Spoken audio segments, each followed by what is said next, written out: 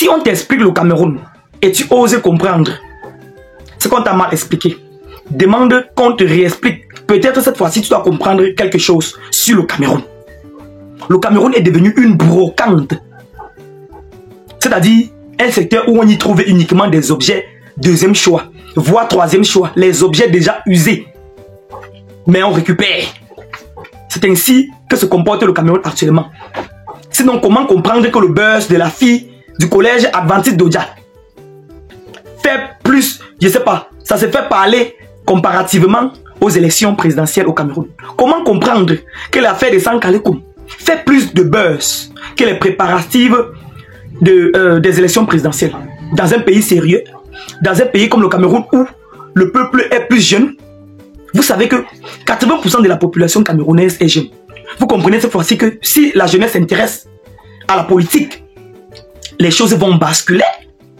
Les choses vont basculer.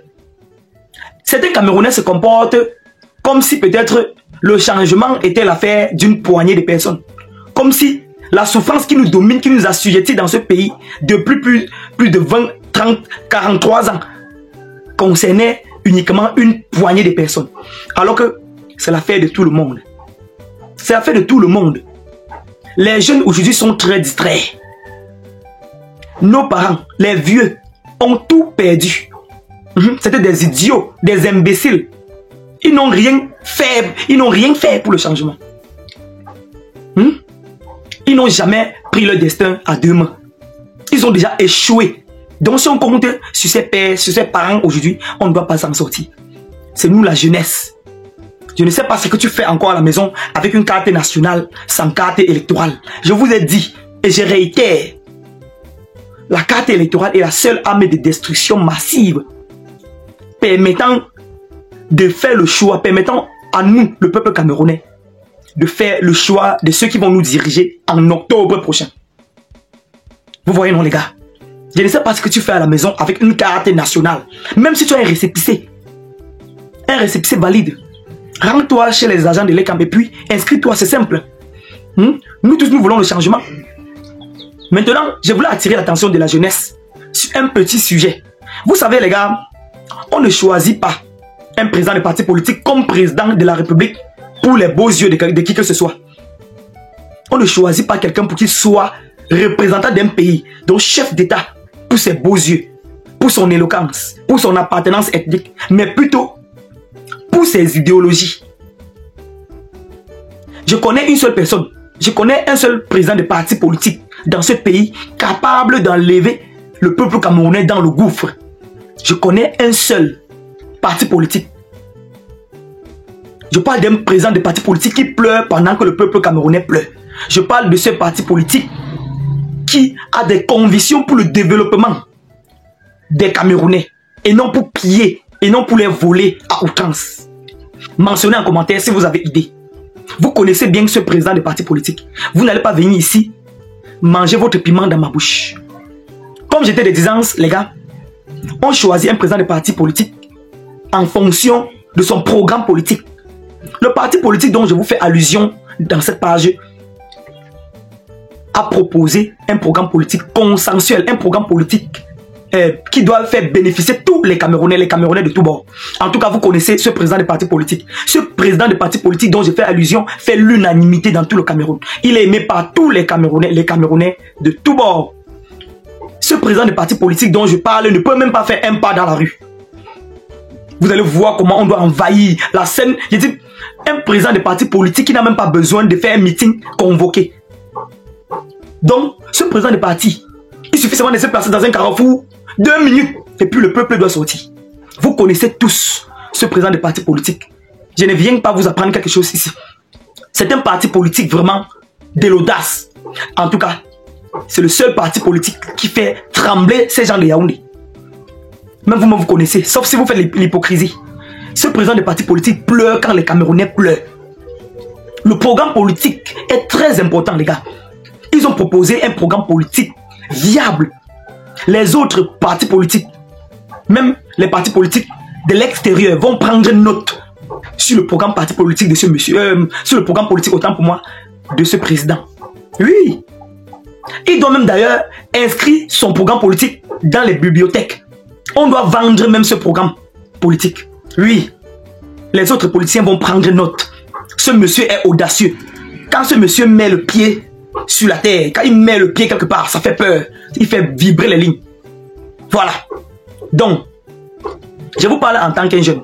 Ne faites pas comme si peut-être ça me concernait à moi seul ou bien ça faisait que mon intérêt. Le changement aujourd'hui est inéluctable pour le Cameroun. Je m'adresse à ceux jeunes qui s'intéressent au sang calé coupe sur les réseaux sociaux au lieu de s'intéresser à la politique là. Si de nos jours tu ne fais pas la politique doit te faire. Comment un Camerounais puisse dire même qu'il ne fait pas la politique? Quelqu'un peut dire ça? Je ne pense pas. Il y a pas un être humain sur la terre capable de vivre sans faire la politique.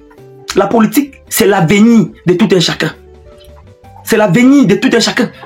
Je vois les jeunes se lancer sur les réseaux sociaux dans les classes à 2 balles. Des classes qui ne vont aider en rien. Et ce qui me dépasse, pendant qu'ils font ces clashs, les gens sont là dans les commentaires. Quand je fais une vidéo comme celle-ci, personne ne doit partager, personne ne doit liker.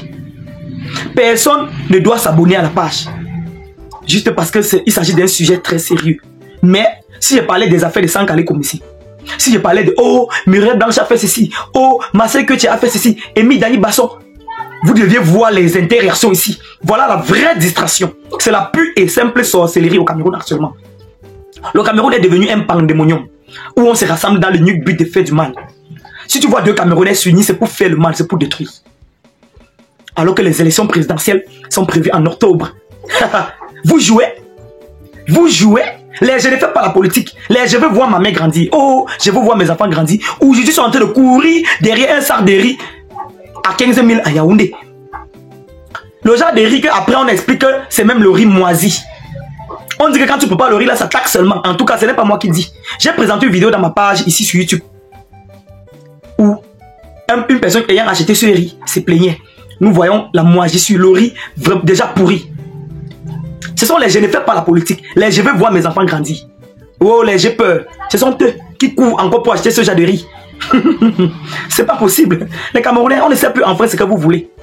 Je vais faire cette vidéo comme ça là. Je connais qu'il y a des marabouts qui vont venir en commentaire faire pondre des inepties. Mais je suis habitué. Je vous lis profondément. Je vous lis personnellement. Même comme parfois je ne réponds pas. Mais je vous lis.